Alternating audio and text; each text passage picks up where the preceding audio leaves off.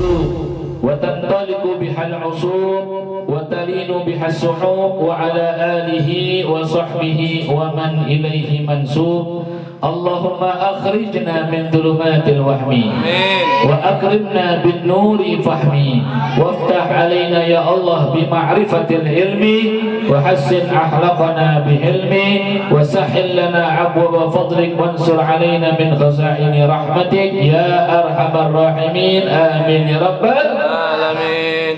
نوينا التعلم والتعليم والتذكر والتذكير وننفع والانتفاع والإفادة والاستفادة والحث على التمسك بكتاب الله وسنة رسوله ودعاء إلى الهدى ودلالة على الخير. Hadirin hadirat yang dimuliakan Allah Subhanahu wa taala. Sama-sama kita muliakan dan kita hormati tamu kita yang mulia Al-Habib Fadilatul Sayyid Al-Habib Fatih bin Syahab mata'anallah bituli hayatih. Kita doakan beliau semoga Allah Subhanahu wa taala jaga beliau, Allah panjangkan umurnya, Allah sehatkan badannya, Allah tambahkan rezekinya, dan Allah Ta'ala berikan keberkahannya kepada kita semua yang hadir pada malam hari ini. Amin ya rabbal.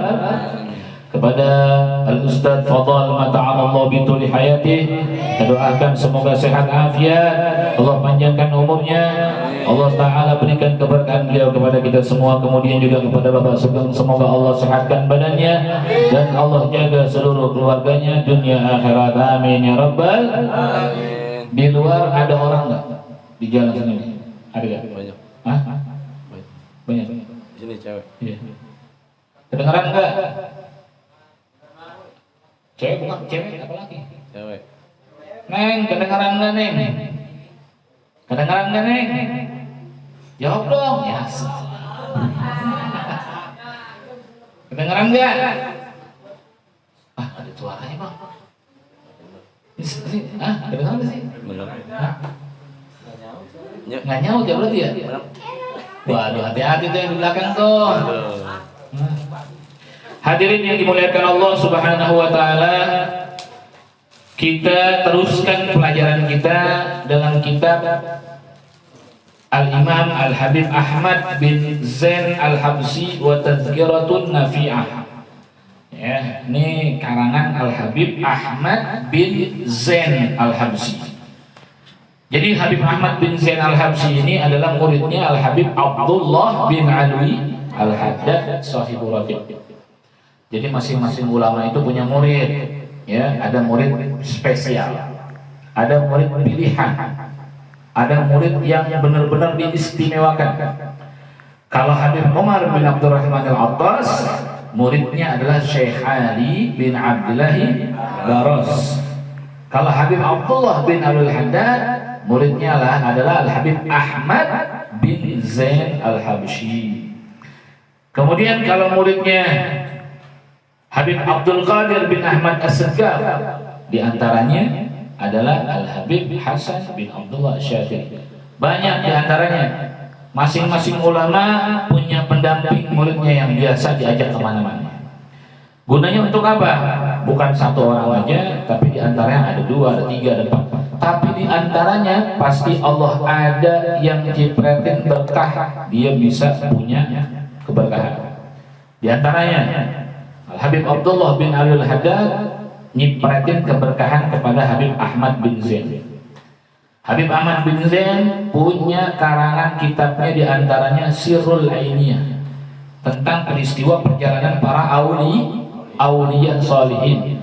Dan yang kedua kitabnya adalah Risalatul Mu'awwanah. Dan ini yang kita baca, Risalatul Jami'ah wa Tazkiratun Nafi'ah. Ini karangannya yang kita baca. Nah, kita sekarang memasuki di dalam pasal berikutnya, masih kita teruskan tentang perihal masalah dari ketaatan hati ya. Ketaatan hati oh bukan ya? Dari ketaatan hati. Oh.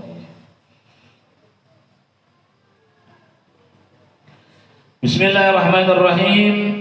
Qala musannifin rahimallahu ta'ala wa nafa'na bihi wa bi ulumihi fid dharain amin. Ayo ikutin ya. Bismillahirrahmanirrahim. Bismillahirrahmanirrahim. Wa min ta'atil qalbi al-imanu billah wal yaqin wal ikhlas wat tawadu' wa nasiyatun lil muslimin was sakha wa husnul dhan wa ta'zim sa'airillah wa syukru ala ni'amillah kal islami wa ta'ati wa sa'irin ni'am wa sabru ala al-bala mithlul amrad wal mihan wal maut wal hiyad wa qadal ma' sampai situ aja. Ketaatan hati itu disebutkan langsung oleh Al-Habib Ahmad bin Zain Al-Habsyi. Ketaatan hati, catat tuh yang bawa pulpen, bawa pensil, ya, bawa buku. Ketaatan hati, ciri-ciri ketaatan hati. Di sini disebutkan oleh beliau, wa min ta'atil qalbi, au min alamatil ta'atil qalbi. Dari ciri-ciri ketaatan hati diantaranya adalah al-imanu billah. Al-imanu billah, beriman kepada Allah. Jadi orang yang taat, dia harus memiliki kekuatan keimanan dulu di dalam hatinya. Ketika keimanan tersebut sudah menjadi penyeluruh di dalam tubuhnya, di antaranya dari matanya, dari tangannya, dari kakinya, bahkan dari wadah hatinya, dia sudah bersih dari segala kotoran. Alhasil dia meningkat keimanannya, dalam tanda kurung dia ini dijaga oleh Allah Subhanahu wa taala karena dia telah menjaga jawareh daripada badannya dari hal-hal perkara yang haram. Maka bertambahlah keimanan seseorang. Disitulah ketika seseorang sudah menjaga jawareh atau ada badannya, maka ketika badannya, matanya dipandang memandang sesuatu yang baik, lisannya berbicara sesuatu yang baik, kupingnya mendengarkan hal-hal yang baik, tangannya ya dipergunakan untuk memegang hal yang baik, kakinya melangkahkan ke tempat-tempat yang baik, itu pun merupakan salah satu daripada ta'atil qalbi, daripada ketaatan hati. Karena tidak mungkin seseorang itu bisa menyatakan dirinya ini baik bukan dengan af'al, bukan dengan gerakan dan perbuatan. Tapi lihat, konsisten kagak dia dengan ucapannya, konsisten kagak dia dengan perbuatannya, konsisten dia kagak dengan pergaulan sosialnya kepada ikhwan-ikhwan lainnya. Kalau udah berubah, udah mulai dah di situ dah. Bukan min ta'atil qalbi wa min ghayyiri qalbi. Ghayyir udah berubah. Ya, muqallib udah berubah. Jadi ciri-ciri ketaatan hati diantaranya dia jadikan jawareh ini, kepala, semuanya, badan kita, ya, sesuatu yang kita jadikan badan kita ini terjaga dari hal-hal yang sifatnya kemaksiatan dan kemunafikan. Kemudian wal yakin, dan yakin. Kita kalau pengen jaga hati kita kudu yakin. Nggak mungkin kita bisa jaga hati tapi kita nggak punya keyakinan. Bagaimana menjaga keyakinan kita kepada Allah Subhanahu wa taala? Dengan cara kita hadir di majelis Nabi besar Muhammad SAW. Kita datengin majelis ilmu, kita datengin majelis zikir, kita datengin saudara-saudara kita, bersilaturahim kepada saudara-saudara kita. Jadi kalau misalnya kita emang dalam keadaan kurang yakin, berarti keyakinan kita mudar. Bagaimana caranya supaya keyakinan kita utuh? Berarti kita manfaatkan ciptaan Allah yang ada di permukaan bumi. Contohnya apa? Kita memulai sikap dengan sikap baik. Maka kita kalau sudah terbiasa memulai sikap dengan sikap baik, maka timbullah daripada kita ini merasa nggak malu di hadapan Allah. Arti kita merasa, ya Allah, indahnya silaturahim, indahnya berkenalan dengan makhluk ciptaanmu, indahnya ya memiliki hubungan baik dengan para wali-walimu. Mau dia udah meninggal, mau dia masih hidup. Nah itulah timbul keyakinan kita kepada Allah. Dari mulai kebahagiaan, timbullah keyakinan kita kepada Allah Subhanahu wa Ta'ala. Kemudian setelah kita yakin sama Allah, maka kita yakinkan pula diri kita bahwasanya kita membaca zikir yang kita baca, tawasul yang kita baca, yakin mereka akan menjadikan kita di bawah benderanya Nabi SAW. Percuma ente kalau baca maulid Nabi, tapi antum kagak yakin bahwasanya buku maulid yang kita baca akan menjadikan sabab kita selamat di dunia akhirat. Kudu yakin gitu. Yakin nggak? Kudu yakin. Yakin di setiap apapun yang kita baca, kita yakinin ini bacaan-bacaan yang saya baca akan menjadi bekal, akan menjadi penyelamat, akan menjadi syafaat di yaumil qiyamah. Dari mulai maulidnya, dari mulai ratibnya, semuanya itu bakalan Allah Subhanahu wa Ta'ala hitung berapa banyaknya bacaan-bacaan kita dalam hal kita menjaga daripada keimanan, dari kita menjaga lisan, memanfaatkan daripada waktu yang kosong dengan kita berzikir kepada Allah dan berselawat kepada Habibuna wa Maulana Muhammad Sallallahu Alaihi Wasallam. Ini merupakan daripada taatnya hati. Kemudian wal ikhlas. Ikhlas gimana tuh caranya tuh? Anda udah kasih tahu belum metode ikhlas? Ikhlas itu ya diantaranya adalah tidak mengharap pujian orang lain, atau lebih sempurnanya nih, ikhlas itu adalah ketika Anda berbuat baik, maka sembunyikanlah kebaikan Anda sebagaimana Anda menyembunyikan aib Anda. Itu ikhlas namanya. Wa ma umiru illa liya'budullaha mukhlishina lahu wa yuqimuna shalah, terus wa yu'tuz zakah, terus zalika dinul qayyim. Jadi itu agama kita adalah agama yang qayyim. Agama kita adalah agama mustaqim. Agama kita adalah agama yang wasaf, yang lurus, yang kagak bengkok, yang bersih. Jadi kita disuruh untuk memperbaiki hati kita dengan kita menjadikan segala panca inderanya Allah itu menjadi ya, bahan atau bahan bakar agar kita bisa menghidupkan hati kita. Jadi contohnya begitu. Ketika Anda ditanya bagaimana sih ilmu ikhlas? Ilmu ikhlas itu ya kita nggak mengharap pujian orang, nggak mengharap pujian orang, gitu. Terus yang ikhlas juga sama. Ketika orang berbuat baik, misalnya ada orang berbuat baik di majelis, atau dia berbuat baik di masjid, atau dia berbuat baik dimanapun, ada orang nih, apabila dia masih mengharapkan pujian, maka dikatakan belum Ini ada cerita. Dulu di zamannya Al-Habib Abdullah bin Alul Haddad, ini disebut dalam kitab Sirul Ainiyah yang dikarang oleh Al-Habib Ahmad bin Zain Al-Habsi. Itu dulu di zaman Habib Abdullah bin Alul Haddad, itu di zaman beliau, dulu ada orang kaya. Orang kaya yang nyari ulama punya tempat pembelajaran agama yang belum ada masjidnya. Ya. Kebetulan Al-Habib Abdullah bin Alul Haddad baru bikin riba, baru bikin tempat rumah kayak begini, kayak saung lah bahasanya buat orang-orang pada nginep gitu.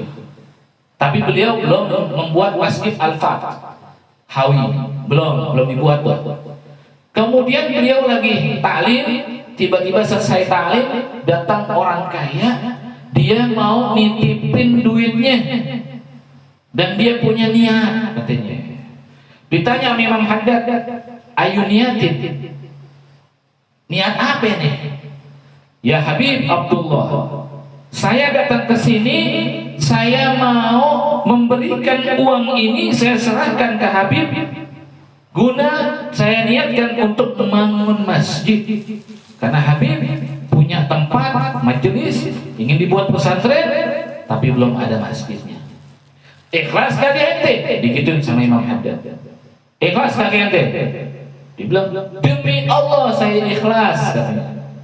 Sawah, benar, ikhlas. Demi Allah, Habib, saya nggak mungkin nggak ikhlas. Saya ikhlas, saya punya niat yang tulus ya Habib. Habib Abdul Haddad, bayangin aja, ngajarin orang biar ikhlas, bener-bener. Hatta tuh orang nggak pernah istiqomah datang ke majelis, cuma datang tiba-tiba bawa duit. Tapi Imam Haddad ngajarin istiqomah, ngajarin ilmu yang bermanfaat, walaupun beberapa menit duduk di situ tuh orang. Yakin nanti ikhlas? Yakin, saya ikhlas. Ya udah, saya terima uangnya. Saya akan buat masjid. Alhamdulillah Habib. Dan saya akan namakan masjid saya dengan nama saya. Wah jangan Habib.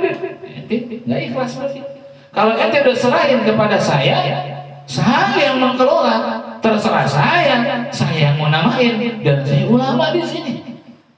Wah ya mau ngomong apa itu? Nah itu dia. Maka kita minta sama Allah agar kita dijauhkan dari hal-hal keraguan, syak. Jangan sampai nih, ya, dengan uang yang goceng, uang 5.000, uang 10.000, bahkan uang 50.000 yang menjadikan kita itu selalu dibayangi sama sifat syak dalam hati, ghil di dalam hati. Itu kadang kita kalau habis ngasih duit 50.000 misalnya gitu, tiba-tiba kita dalam keadaan tidur kepikir, kenapa gua kasih duit 50.000 tadi ya? Kenapa gua nggak kasih aja 20.000? Itu udah mengurangi keikhlasan. Maka kita disuruh baca nih sama Habib Ahmad bin Zain Al-Habsyi untuk menghilangkan rasa syak. Untuk menghilangkan rasa syak, keraguan, diantaranya kita disuruh memperbanyak membaca wala haula wala quwwata illa billahil aliyyil. Jadi di saat memang kita udah memberikan sesuatu yang baik, tiba-tiba datang tuh iblis. Datang tuh pikiran yang berfuruk, bercabang. Di situ dah tuh ketika kita ingat, ya timbul penyesalan dalam hati ini. Buru-buru, la haula wala quwwata illa billah. Jangan sampai kita diemin. Kalau kita diemin lama-lama, ya pengaruh daripada racun setan tersebut yang mau menggugurkan keikhlasan kita bisa mendarah daging sampai kapanpun kita tetap mau kasih apa juga nggak ikhlas, mau ngasih ini nggak ikhlas. Banyak macam-macam. Makanya di dalam apa? Di dalam doa kita berdoa, ya. Apa namanya itu di dalam doa tuh disebut tuh Rabbana hab lana min azwajina wa dzurriyyatina qurrata waj'alna lil muttaqina Rabbana atina bukan. Yang ada ghillal lil ladzina amanu Rabbana innaka raufur rahim. Jadi itu di situ disebut. Nih sebenarnya ada asbabnya. Kenapa kok disebut kalimat ghil? Rabbana ighfir lana wa li ikhwanina alladzina sabaquna bil iman. Wa la taj'al fi qulubina ghil. Nah, kenapa? Nah, ini asal muasalnya. Allah Ta'ala turunkan ayat ini di saat apa? Kaum Muhajirin dan Ansor yang tadinya difitnah oleh kaum kafir Quraisy pada waktu itu disatukan kembali di saat Fathul Makkah. Maka turun ayat ini. Rabbana ighfir lana wa li ikhwanina alladzina sabaquna bil iman. Ya. Ya, semoga Allah Subhanahu wa taala jadikan mereka saudara seiman. Wala taj'al fi qulubina. Jangan sampai dijadikan di hati mereka gil ada keraguan. Tuh. Jadi ada ceritanya para jamaah. Kemudian Al-Habib Abdullah bin Alwi Al-Haddad pernah menceritakan tentang perihal gambaran tentang orang-orang yang enggak ikhlas. Contohnya begini. Dulu tuh di zaman Habib Abdullah bin Al-Haddad, beliau kan tinggalnya kan di Al-Hawi. Ya di Al-Hawi. Al-Hawi bukan Al-Hawi Condet, Al-Hawi Songo. Ya, tinggal di Al-Hawi. Nah, di kotanya Habib Abdul Haddad itu banyak banget pandai besi. Banyak banget pandai besi yang bikin pedang, tuh. Ya, yang bikin kaki kuda, di situ tuh ada, ya, sepatu kuda. Nah, tiba-tiba di situ ada seseorang tuh datang ke Habib Abdullah Al-Haddad, ya, tiba-tiba dia ngasih ghanam. Ngasih apa? Ghanam. Apa ghanam? Kambing. Bawa ghanam. Salasun agnam. 3 kambing dibawa. Pas dibawa tuh, Habib Abdullah Al-Haddad langsung bilang begini, pasti ente pengen taruh di sini. Pasti ente pengen sumbangin nih kambing kan di sini. Bawa pulang. Kata Habib Abdullah Al-Haddad. Hah? Kok disuruh bawa pulang, Bib? Ini aneh udah niat, Bib. Aneh mau kasih. Ya, kalau ada acara apa, tinggal dipotong aja nih kambing. Kata Imam Haddad, aneh nggak mau kambing yang ente bawa nggak ada kepalanya. Ini ada kepalanya, Bib. Nggak ada kepalanya ini kambing. Dibilang gitu. Ini kambing nggak ada kepalanya. Digituin sama Habib Abdullah Haddad. Tukang orang yang mau ngasih kambing nih bilang, ada nih, Bib, kepalanya ada, masih. Dibilang gitu. Kata Habib Abdullah, udah bawa pulang dah, aneh nggak mau debat, aneh nggak mau berdijidal, ayo sana bawa pulang. Ternyata betul, ditelusuri, ternyata kambing ini ya sempat dibawa ke rumah orang itu, ya, dan dilihat sama ikhwan saudaranya yang ada di rumah itu. Ternyata dibilang, oh enak banget ya pala kambing, enak banget pala. Jadi kita kagak boleh, ketika kambing tersebut memang sudah ingin diberikan kepada orang lain, kita nggak boleh bertamanan, nggak boleh berkhayal. Tuh kambing enak banget tuh di hadapan para aulia Allah Subhanahu wa Ta'ala. Tuh pala kambing enak banget tuh. Bulan, tuh pala kambing enak banget tuh. Jangan kan punya anak pengen kasih ke Habib Abdul Haddad. Sampai Habib Abdul Haddad bisa melihat di situ, ternyata itu kepala kambing nggak ada, ternyata itu kambing nggak ada kepalanya. Bawa pulang, dia bilang gitu. Tuh, sallallahu alaihi Muhammad. Tuh di situ tuh diuji kita ikhlas tuh di situ. Terus ada lagi Malik bin Dinar.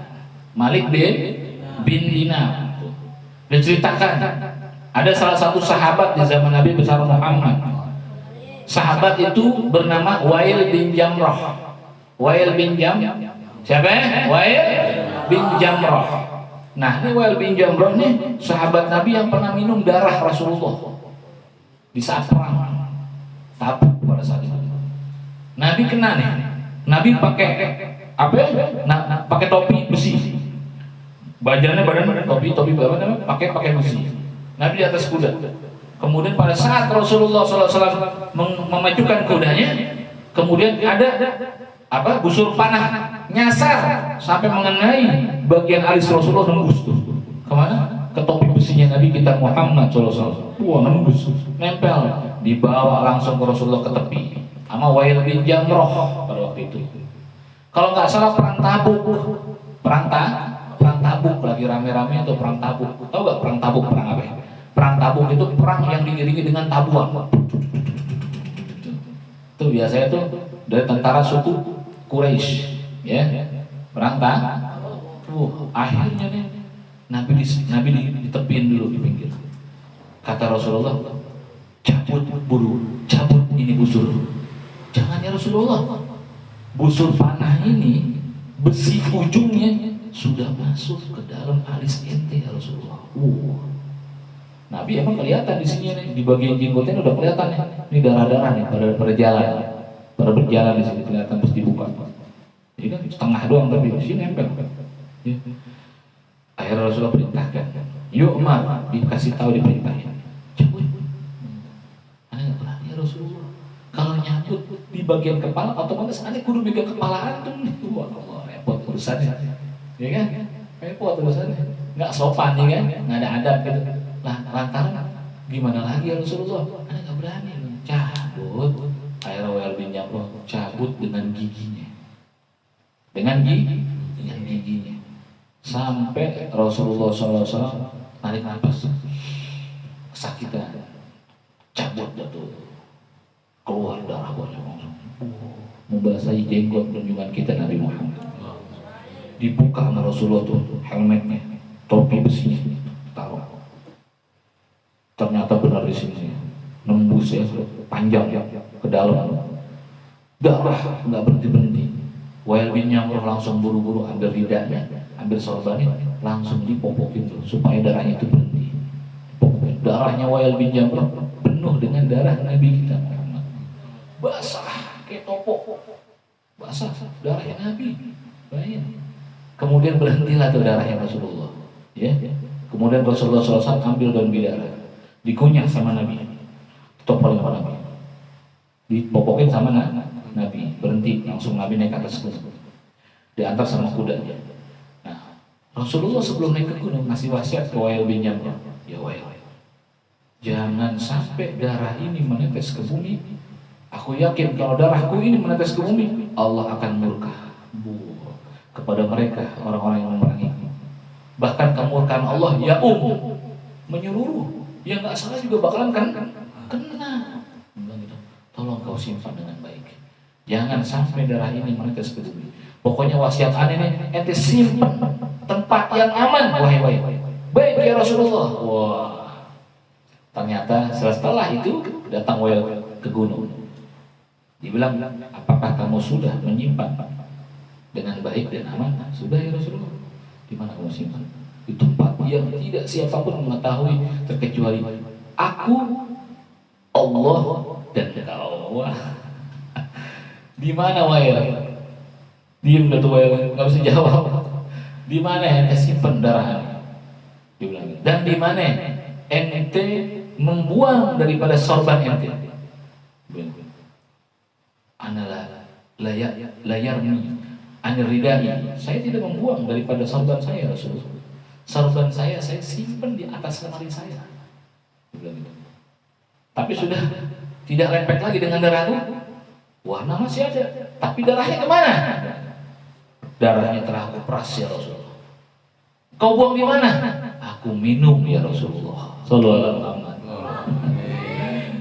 Langsung Rasulullah bersabda, ketahuilah, darahku apabila menyatu dengan darah orang lain, maka orang tersebut tidak akan pernah dibakar oleh api neraka jahanam. Darahnya dia menyatu dengan darah Nabi Muhammad SAW. Jangankan darah Nabi, air mata Rasulullah aja tuh kalau netes tuh ke neraka jahanam, itu sebelum air matanya jatuh, itu semua Allah udah suruh malaikat di neraka buat padamin api neraka. Jangan sampai air mata Rasulullah ya merasakan daripada panasnya api neraka.